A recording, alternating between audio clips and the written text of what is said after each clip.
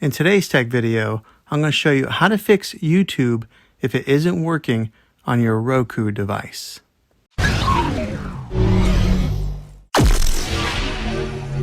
I'm going to show you a couple of really simple ways to try and solve your problem. The first one is probably the easiest one to try, and that is to unplug your TV from the wall outlet and wait 60 seconds. Now don't be impatient, wait the whole 60 seconds and then plug it back in. This is very different from turning the TV on and off with your remote control. This is what we call a hard reset of your TV, so make sure you try this method. If that doesn't work, try deleting the YouTube app off of your TV.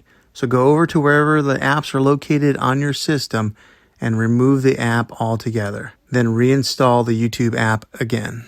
After you reinstall it, you might have to log back in with all your credentials, but hopefully this will work. Now, if this doesn't work, then something I would say to try is to go out and buy an affordable Roku stick or an Amazon Fire Stick, and you'll be able to access YouTube through one of those devices. And I'll put links in the description down below of where you can get one. Well, hopefully this video was helpful to you. If it was, go ahead and throw a thumbs up and hit that subscribe button.